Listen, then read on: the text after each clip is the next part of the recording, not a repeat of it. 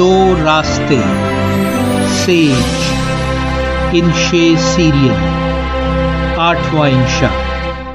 شارق علی۔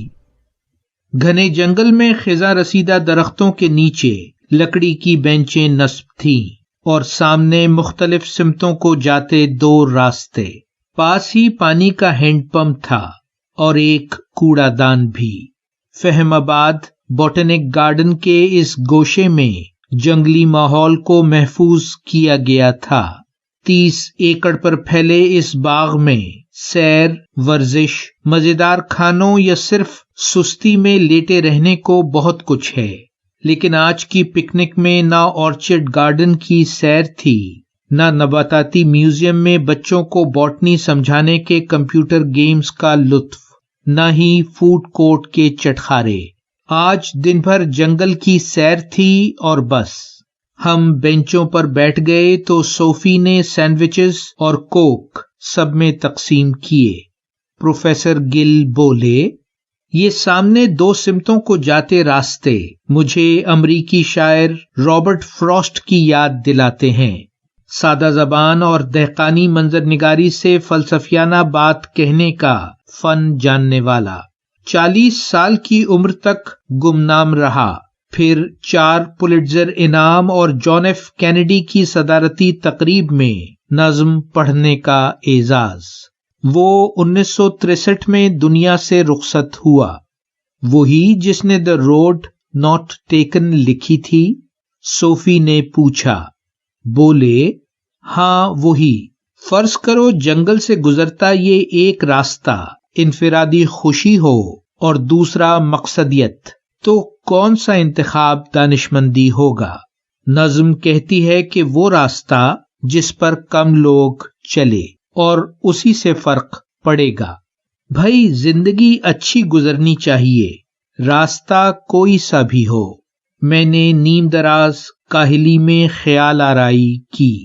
Professor بولے، اچھی زندگی کی ابتدا خود سے واقف ہونے سے ہوتی ہے، ان حالات و واقعات کی آگاہی سے جن میں ہماری شخصیت تشکیل پائی اور جو آج بھی ہم پر اثر انداز ہوتے ہیں۔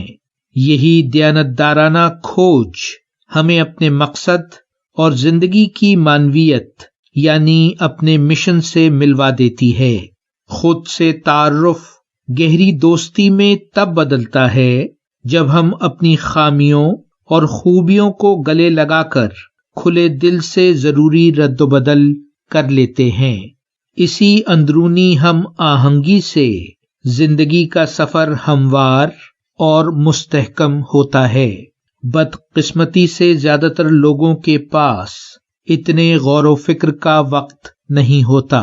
وہ سامنے نظر آتی خوشی کے سراب اور پیچھا کرتے مسائل سے بچتے بچاتے زندگی گزارتے ہیں، ورنہ خود شناسی کا یہ سفر عمر کے کسی حصے میں بھی شروع کیا جا سکتا ہے۔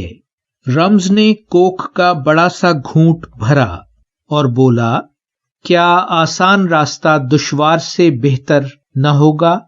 پروفیسر بولے، آج کی سرمایہ دار طرز زندگی میں انفرادی خوشی کے تصور اور رائج طور طریقوں کو قبول کر لینا، آسائش اور دکھاوے کی دوڑ میں شریک ہو جانا یقیناً ایک آسان راستہ ہے، جبکہ اعتماد اور بھروسہ حاصل کرنا، بامقصد اور پرمعنی زندگی گزارنا نسبتاً دشوار۔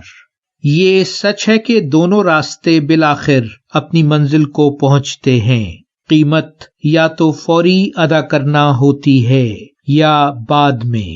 ہو سکتا ہے آسان راستے کی منزل پچھتاوا، ناکام یا زخمی انسانی رشتے، اخلاقی ناکامی اور ادھورے پن کا احساس ہو سکتا ہے مشکل راستے کی قیمت ذاتی انا اور مفاد کی فوری قربانی ہو۔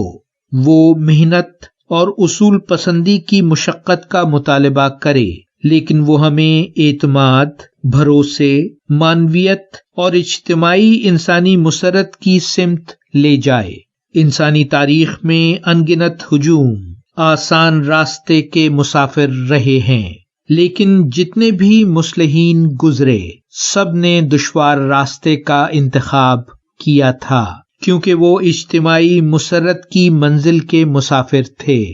ہم سب کچھ دیر کے لیے خاموش ہو گئے، پھر پروفیسر بولے، اچھی زندگی دشوار راستے کا سفر ہے، بھاری قیمت چکانے کے لیے تیار رہنے کا سفر جاری ہے۔